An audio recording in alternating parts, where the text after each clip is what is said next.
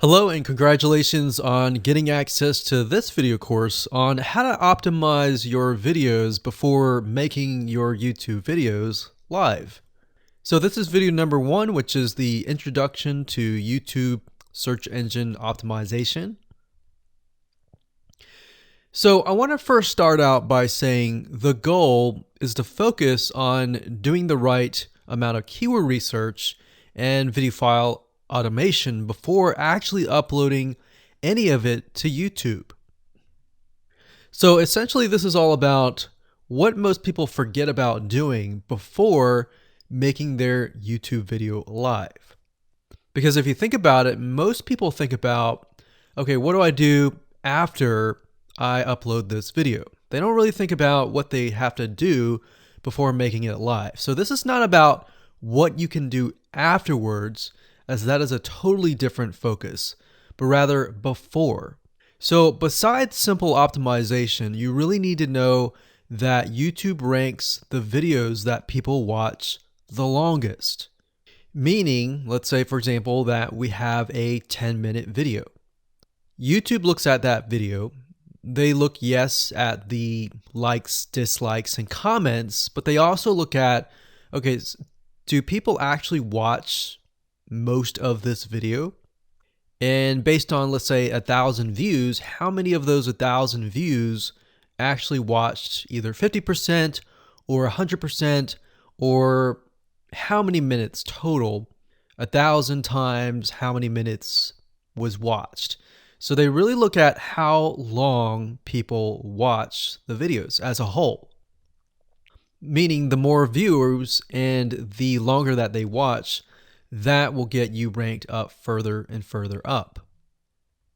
So instead of focusing on, spammy tactics, tons of backlinks, and all of that, our goal here is to really focus on the user experience.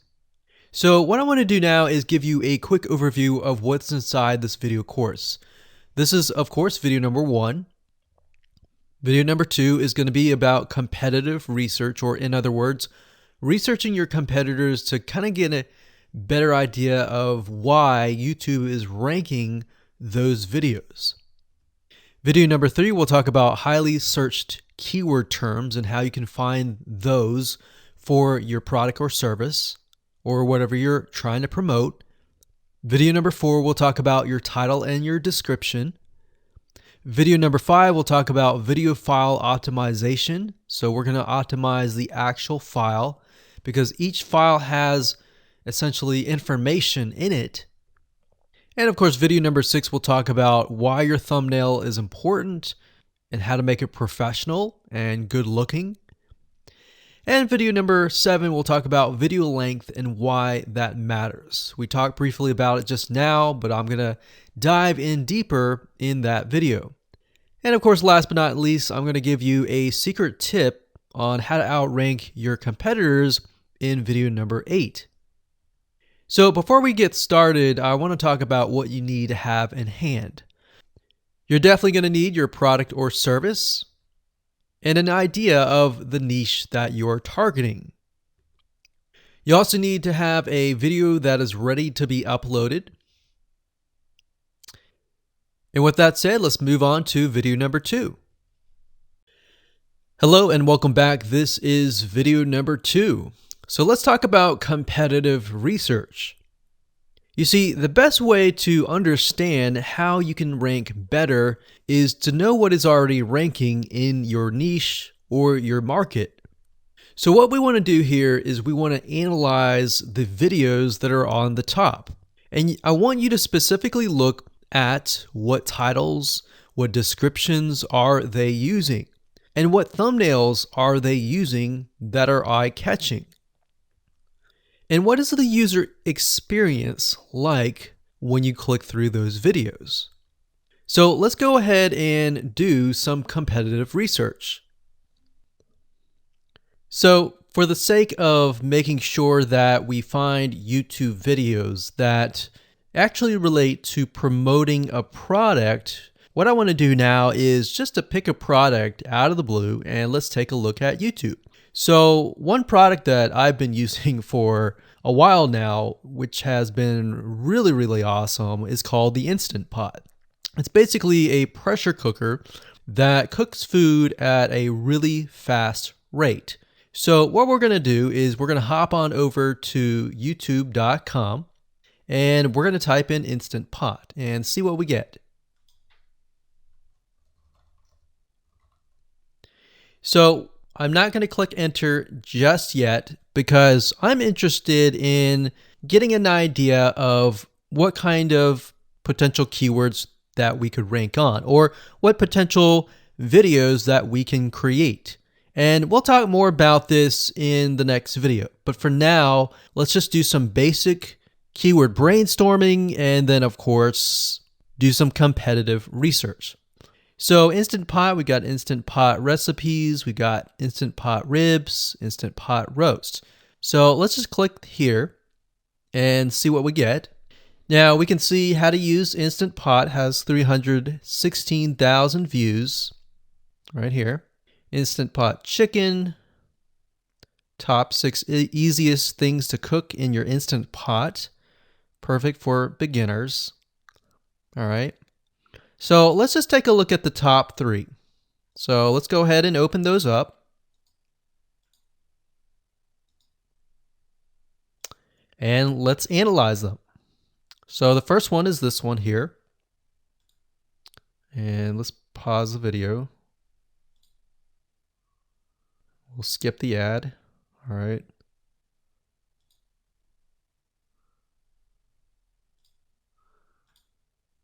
Okay, so how to use the Instant Pot 101 for beginners.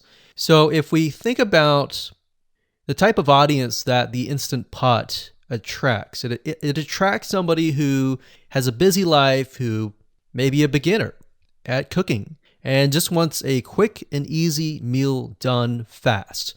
So we can see that. So one thing that I like to do is I like to copy the titles to Notepad. Just kind of get an idea of what we're dealing with. So that's the title. Looks like she's promoting an Amazon affiliate link. We can see that here, Amazon.to. We've got Instant Pot hacks, Instant Pot yogurt, and all that. So what she's doing, it's very funny, but she may not realize she's doing this, but what she's using is a method called siloing. And she's basically telling YouTube, hey, not only do I have this video on Instant Pot, I've got Instant Pot hacks, yogurt, recipes, and other recipes. So let's just copy that in here. So that's video number 1. So we're going to rank it from video 1, video 2, and video 3. Let's scroll down a bit. We've got 373 comments. I will say when it comes to YouTube, they're looking for engagement. So comments is good, likes are good, even dislikes are good as well. Even though dislikes are bad from a human standpoint, it tells YouTube that there is engagement. All right. So sometimes we're going to be able to view, we can't do it here, but sometimes you'll actually be able to view more data. But for now, you can't hear. Now, we can actually dig deeper if we want to. So let's just take a look at Natural Brittany's YouTube channel. Because when you're doing competitive research on YouTube, it's not just that particular video. It's actually the whole YouTube channel as a whole. The authority that that channel holds. So she has 116,000 subscribers. Click on the videos. She has a good amount of videos that talk about anything, looks like from cooking, from budgeting, from grocery, a lot of very similar videos. So let's scroll down. And now let's go ahead and take a look at the second highest ranking video. So if we go back over to here, and this is the Instant Pot chicken, cook with me, meal planning, meal prepping, Sunday setup. So let's go here, take a look.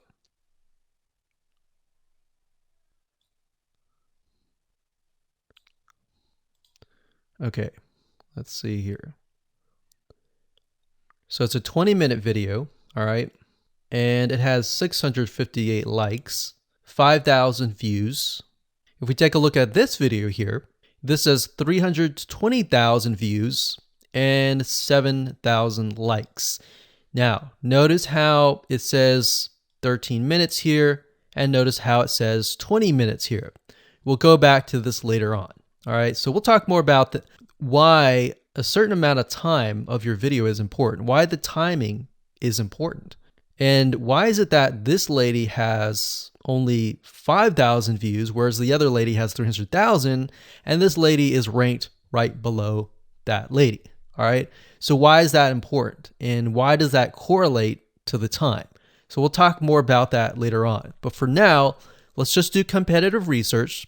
We're not trying to figure things out right now, and go from there. So if we take a look at the description, it says cook with me as I try a new recipe with Instant Pot. So the description contains the keyword. Sunday setup. Looks like she's got some Amazon links. And if we think about Instant Pot, who could it be targeting? All right, so this lady calls out people who are trying to prep on Sunday. So if we can get an idea of who it's targeting mothers, it's targeting people who are busy, who maybe only have time on Sundays to set things up. And chicken is a common thing, so maybe she's getting a lot of clicks. We don't know exactly, but we know that the headline and the description work together and getting clicks. All right, back over here. This is the third one. So let's take a look at this one. So this one is 8 minutes, but it has a lot more views than those other two videos, but it's shorter. It's shorter, but it has longer amount of views, and it's third. It's got 11,000 likes and 633 dislikes. If we scroll down, we can see that it has more comments than the first one. So why is it that the first one is number one and this one is the third one and it has more views and more comments? Well, we don't know exactly why, but I have a hunch as to why that is, which we'll talk more about ranking and what Google and YouTube is looking for later down the road. So that's that. Let's just copy that title. And I'm going to go ahead and pause this video and we'll copy and paste that information to the notepad. Okay, so I went ahead and copy and paste the information. So this is video 1, this is video 2, and this is video 3 down below. So let me make this bigger so we have this information. So as we're kind of analyzing the competitor, we want to save this for later, but can you kind of see a similarity here? So this is calling out the target audience. This is calling out the people who are busy, essentially. And top 6 ways, top X ways, top certain number ways is always a good title. So perfect for beginners. So if you can imagine, we already see that this title has beginners. This one's calling out perfect for beginners. And this one essentially is calling out people who are busy. So it's a target audience. So that's key. So having this in hand gives you a better idea on what potential titles and descriptions that you can have. Now, you can do some deeper dive competitive research using specific tools. And one specific tool is called Social Blade. So that's socialblade.com, as you can see here. And I like to use this to kind of get a better idea of the YouTube channel as a whole.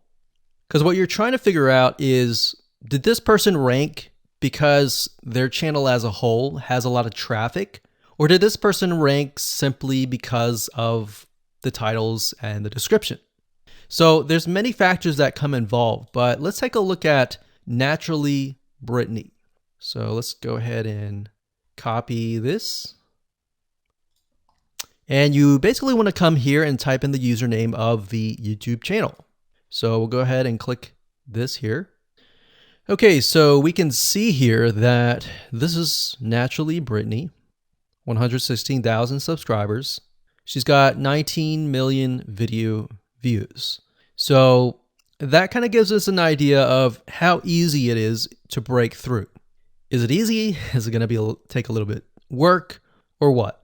So let's just go ahead and open her up, and let's do the same thing with the other videos.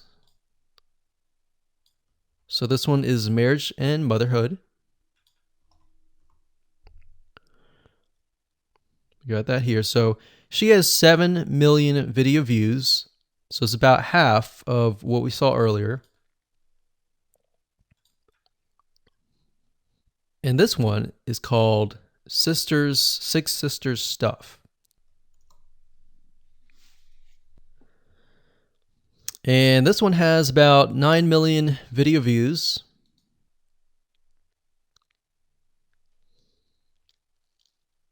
So right off the bat, we can see that if we were to rank on the keyword Instant Pot, it's going to take a lot to break through.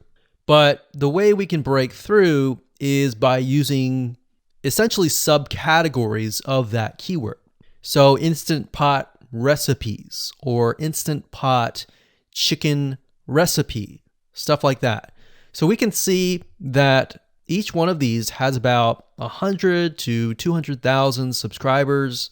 So you're going to have to be competing against that. Now, obviously, if you have a good size YouTube channel, that will usually mean that you can break through fairly easily. But if you're just starting out, then breaking through on that keyword is going to be a little bit more difficult. So the next question is, what keywords should you use? And we'll discuss that in the next video. Hello and welcome to video number 3.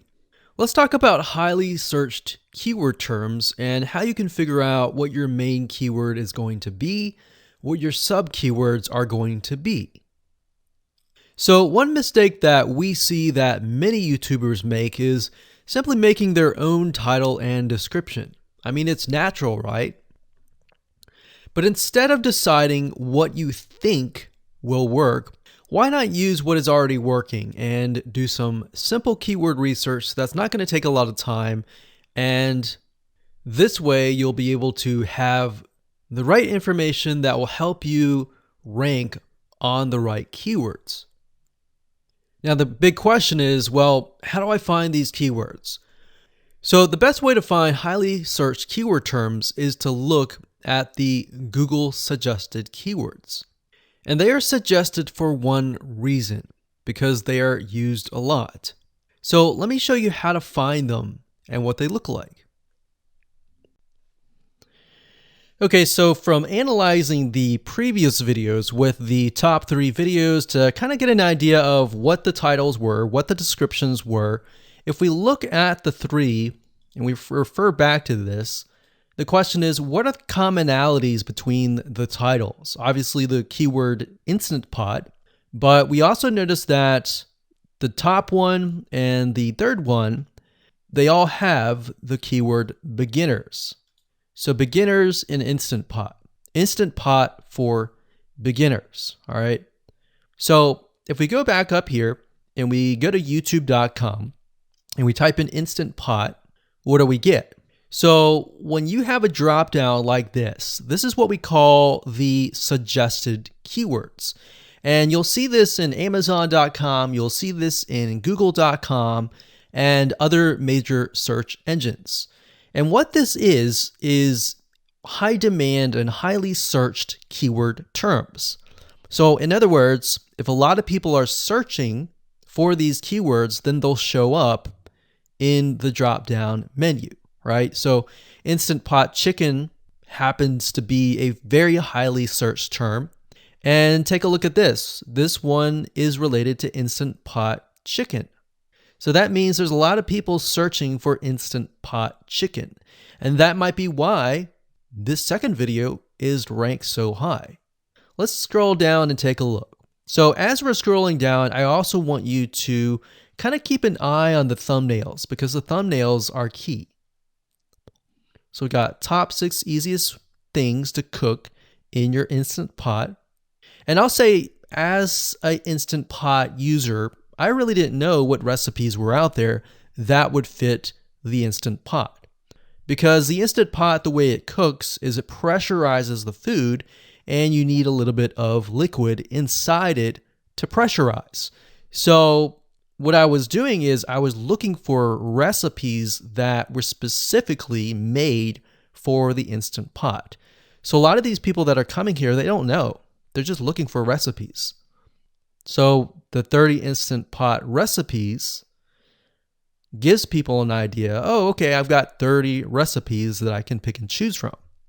So if you scroll down, it says Instant Pot Ultra. All right. So if we go back here, so Instant Pot Chicken is definitely a top one. Instant Pot Spaghetti, how to use an Instant Pot.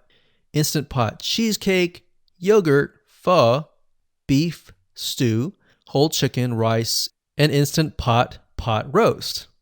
So these are highly searched keywords. Now let's hop over to Google and see what we get. Do we get the same thing? Do we get something different? So if you go to Google and you type in the same thing, Instant Pot, we can see that we've got Instant Pot recipes, Instant Pot chicken. So notice that the chicken and the roast beef or the pot roast seem to appear both in Google and in YouTube.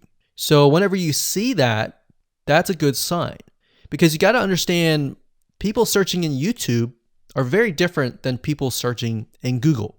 They don't show the exact same thing. But if they do, that gives you an idea that if you rank on that term, that you will be able to get traffic from Google and YouTube. Okay, so let's go back here.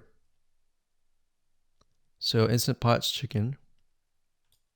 So let's just do a search and see what we get. So another place to find the Google suggested keyword terms is to scroll all the way down to the bottom. So there we go. So Instant Pot recipe. Now these are specifics, all right? These are searches related to Instant Pot. So people are looking to buy Instant Pot Amazon. So let's just type in Instant Pot chicken and see what else we get. So if you notice when we type Instant Pot chicken, it gives you a more detailed view of the other keywords that are related. So for example, Instant Pot chicken recipes, chicken rice, chicken noodle soup, chicken thighs, chicken bog, chicken breast recipes, chicken wings, and chicken and dumplings. So let's go over here and see what we get. So Instant Pot chicken recipe, wings, noodle, biryani, thighs. So a lot of these are actually appearing that are the same. Okay, so moving on here, we've got Instant Pot chicken. Now let's take a look at what we have here. So what I would do is I would do the same thing, the competitive research.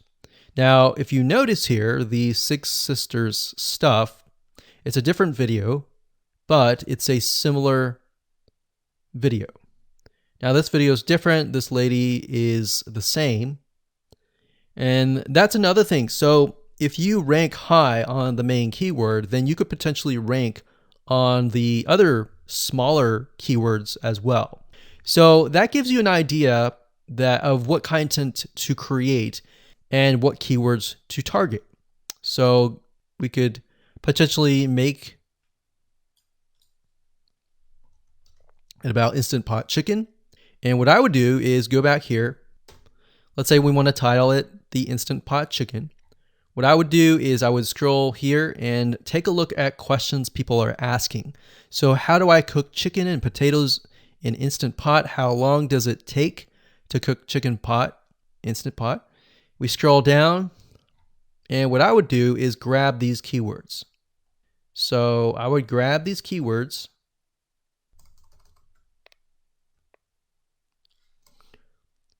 So what we want to do is we want to have a main keyword, and then we want to have sub keywords. So the main keyword here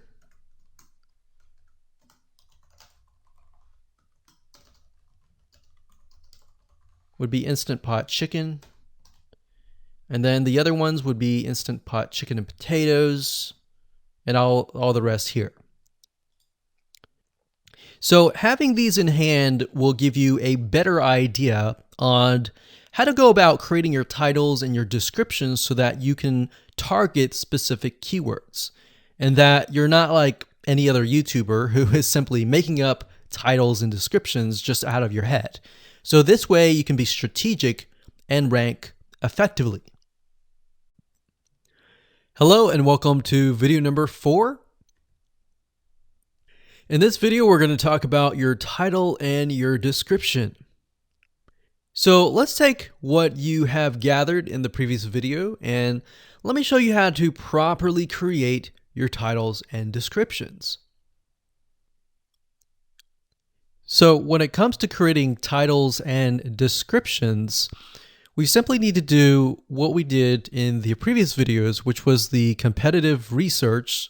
And as you can see here, we have the videos 1, 2, and 3, the top number 1, number 2, and number 3. And of course, we have the main keywords. So we have this main keyword here. So that's definitely going to be in the title. And then of course, if you noticed, the target audience was beginners. So essentially what you're noticing here is that people are calling out the audience, and then of course they have the keyword in the title itself. And then of course you want to make sure that title, main keyword, and target audience is also going to be in your description. Now what I like to do is I like to go look at magazines in that niche. It doesn't necessarily have to be exactly, in this case, Instant Pot, but it needs to be somewhat of that genre. Now, one thing that I noticed was when we took a look at the Instant Pot chicken, you could write out something like top 6 easiest things. So instead of things, you could say chicken recipes or pot roast recipes to cook in your Instant Pot. Or you could say something like Instant Pot chicken dash top 6 easy recipes, or you could use a number. People like numbers, especially knowing that somebody gets an Instant Pot for the sake of saving time. You could say top 6 easy chicken recipes that take less than 30 minutes. Now, obviously, that's a little bit long, so let's head on over to Google here. So like I said, I like to use magazines. Magazines do a great job in creating titles. So as you can see here, I typed in Instant Pot magazine. And to the right, you'll notice that there's Instant Pot all-time recipes. So let's just go ahead and open that in a brand new window, like so. So it looks like we have to pay, but let's just go ahead and click the free sample. So we can see Instant Pot's all-time best recipes. So you could do something like all-time best chicken recipes, or Instant Pot dash all-time best chicken recipes, or all-time best chicken Instant Pot recipes. So obviously here we're not going to copy word for word because that's plagiarism, but we're going to use something different. We're going to tweak it around. What we're looking here is for headlines. So let's go back here. So it says everyday Instant Pot, 115 delicious, family friendly pressure cooker. So we can say everyday Instant Pot, 6 delicious family pressure cook recipes. So everyday Instant Pot chicken, as long as the word Instant Pot chicken is in there. So we got 66 Instant Pot recipes that put your pressure cooker to work. So we could say something like 6 Instant Pot chicken recipes that take less than 15 minutes. And yes, believe it or not, Instant Pot can literally cook something like a pot roast within less than an hour, or sometimes half an hour. Because it's a pressure cooker, it cooks a lot faster. So that's what I like to do, is I like to take a look at magazines. So it doesn't necessarily have to be Instant Pot in this example. It can be another food magazine.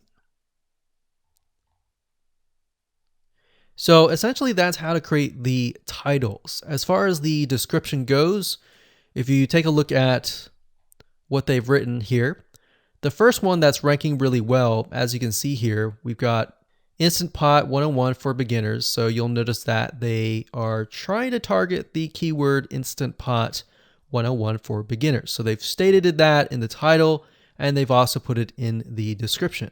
So it says everything you need to know about how to use the Instant Pot in a beginner Instant Pot recipe. So notice that they use the keyword beginner Instant Pot twice. And then, of course, they got Instant Pot hacks, Instant Pot yogurt. And what they're essentially doing here is they're linking to other related videos. Now, Google's smart enough and YouTube's smart enough to have an algorithm to read the description and think, okay, they've got other videos that they've created that are related to Instant Pot.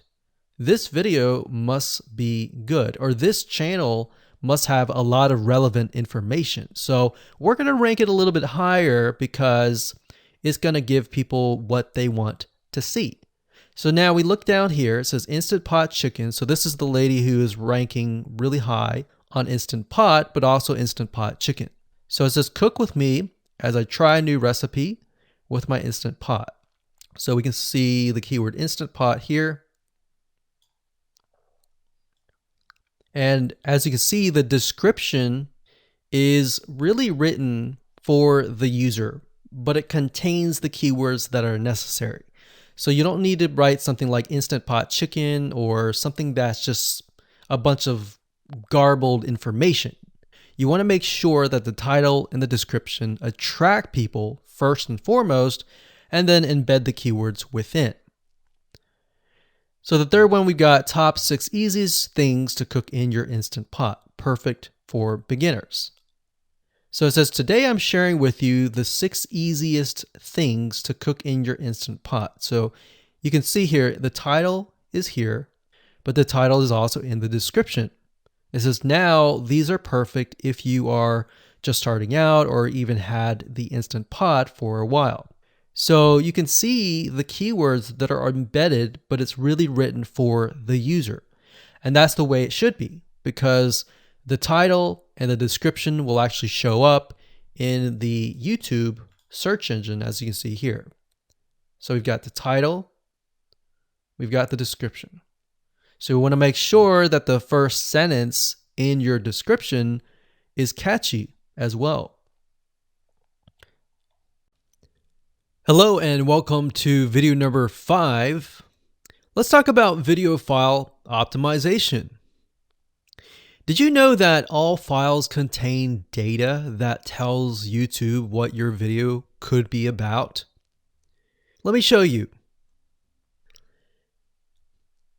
Okay, so the way that YouTube gets an idea of what your video is about is by transcribing it. And for the most part, it can usually figure out what your video is all about if you have voice and speaking in it. Now, you can go one step further by adding what we call video file metadata. It's very similar to a website metadata. So for example, if you right click on any website and you click on View Page Source, up at the top, you're going to see a lot of what we call metadata. So right here, we can see the name, the title, the description, and all that information. So what that does is it tells Google essentially what your website is all about. So very, very similar in this case of what we're doing here. So what we're doing here is we are taking the video file that you have created and embedding it with more information. So besides the title and description, YouTube will be able to read the metadata inside of your video. So it'll make a little bit more sense when I show it to you.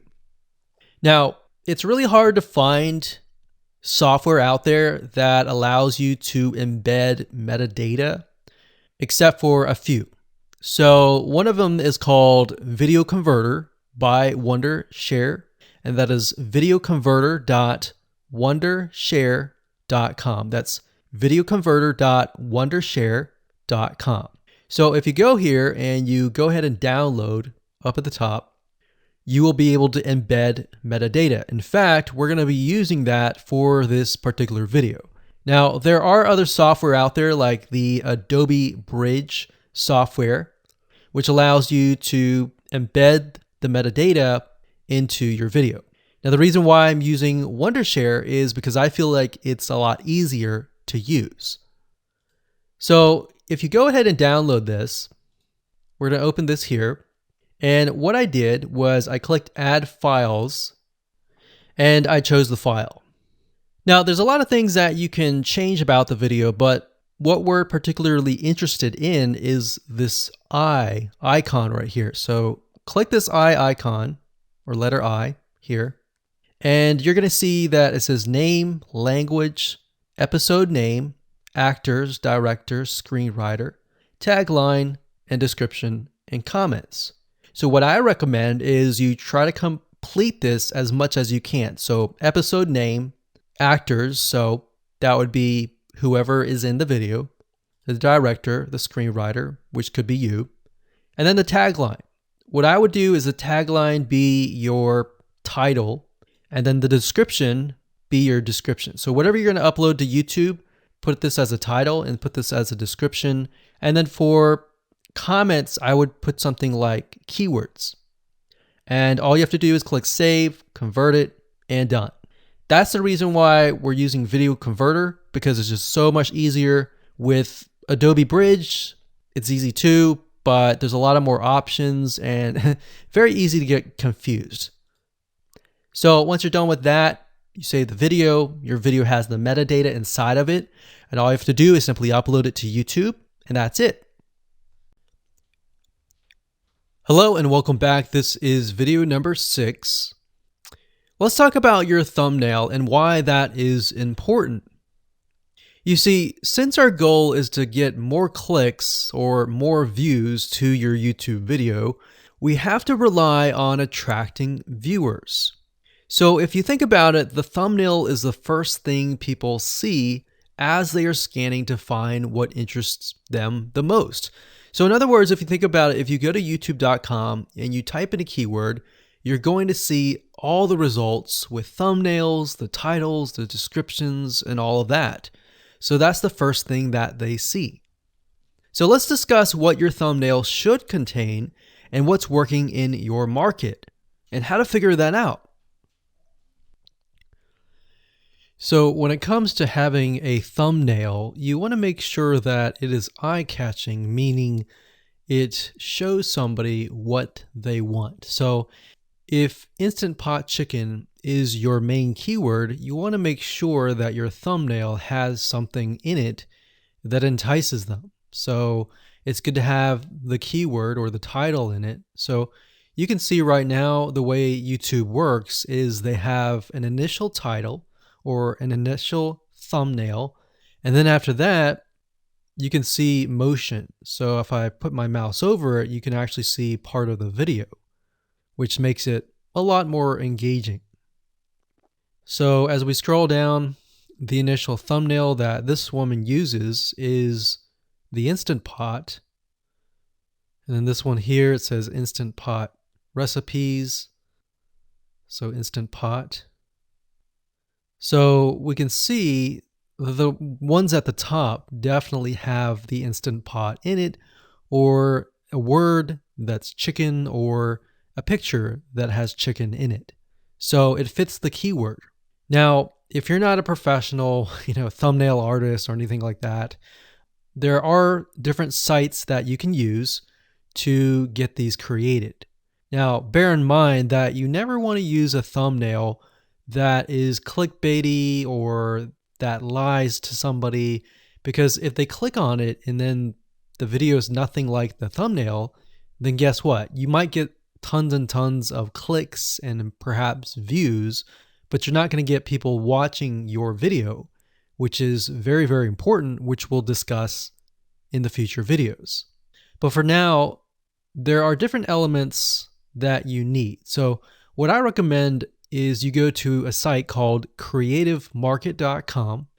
That's creativemarket.com. There are other sites like graphicriver.net, but over time we've realized Creative Market has a lot of really good designs. So what we can do here is in the search box, we're going to type in YouTube thumbnail. And we're looking specifically for templates that we can use for the thumbnail. So it says YouTube thumbnail pack. Let's go ahead and open that. There's one here. There are end cards, but that's a little bit different. That basically comes at the very end of your video. So we got urban thumbnails, different types of thumbnails. But the reason why I like Creative Market is buying templates for specifically YouTube thumbnails is going to make your life a lot more easier, especially if you can make it professional. The more professional it looks, the more professional your viewers will click through. So if we click on this, we can kind of get an idea of what we're dealing with.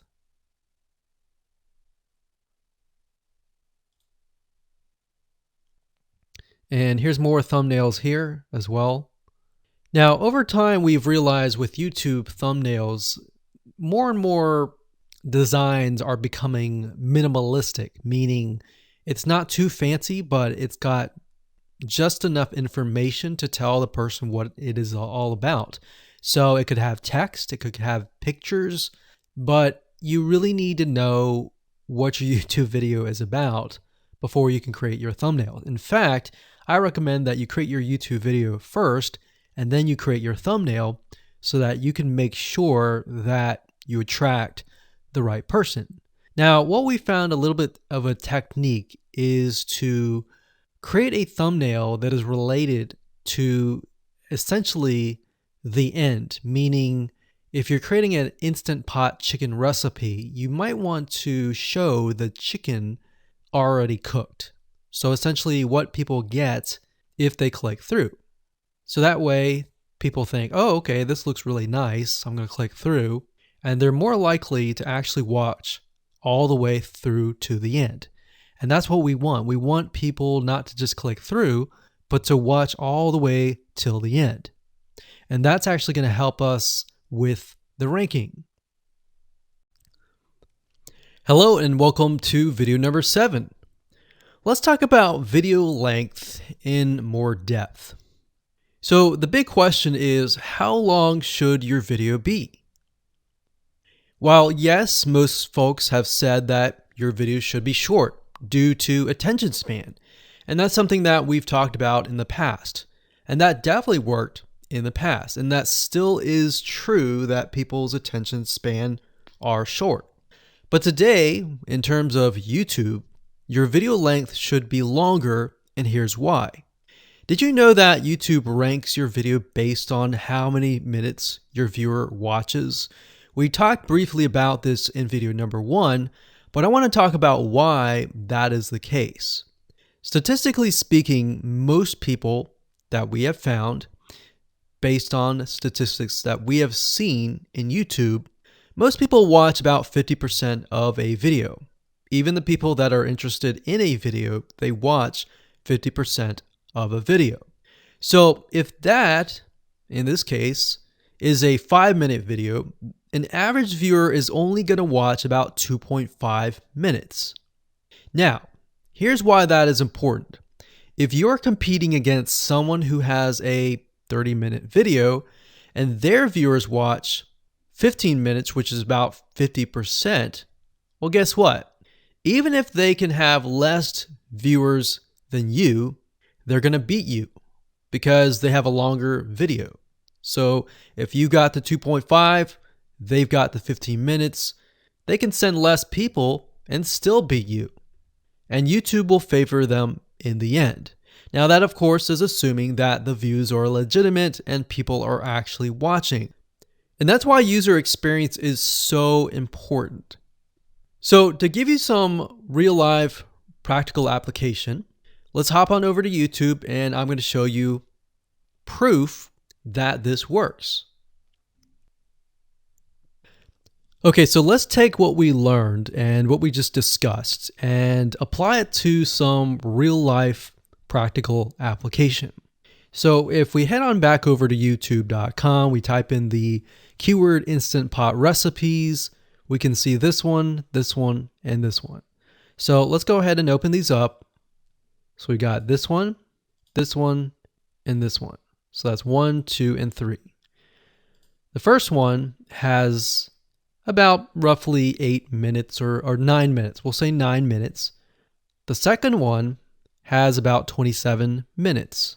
And the third one has about 20 minutes. Okay. So essentially the second and third have about double the amount of time. So like we talked about, most people watch about 50% or less, and then they quit. That's the average, right? So if that's the case, this person here, even though they have more views, see that? 800,000 views, even though they have more views, they're competing with somebody with a 30-minute video. Essentially, it's 27 or 28, but close to 30. So if we round that, we'll just say this is 10, this is 30, and this is 20. All right, so let's keep it at even numbers. So if that's the case, there's 4 minutes here, 15 minutes here, and 10 minutes here. So this means that the person with the less amount of minutes, they're going to need a lot more views and a lot more people watching it. So in total, if this person has, obviously this person's number one, but what I'm saying here is because YouTube looks at how many minutes are watched, if this person had 800,000 views, and this person had only half of that amount, but had more than double this amount, this person right here would most likely rank higher. So see that? Only 100,000 views, 15 minutes. This one here, 20 minutes, only 6,000 views. So you might ask, well, shouldn't this be maybe number one? Not necessarily. If we really look at it, so we've got 800 times 4 minutes, and that's not going to be exact. I mean, we could even take 500. And this is definitely going to be number one. And this is definitely going to be number two based on the information. But this person, because they have a long enough video, even though they have less amount of views, they're still able to rank pretty high. So this is based on one of our YouTube channels, which has over 9 million of minutes watched. And based on that, that's what we've seen. Now, there's other factors like likes, dislikes, comments, and other things like that, titles and descriptions. But that's a big, huge ranking factor because it legitimately tells Google and YouTube, hey, this YouTube video is legit. Not only people are clicking on it, they're actually viewing it. And they're viewing at least about 50% on average. So that's why the video length is important. Now, you don't want to make a long video just to make a long video. You might want to make a video that has really good content. And that's the goal. It's not based on spammy backlinks or anything like that. It's based on providing real value. Hello and welcome to video number 8.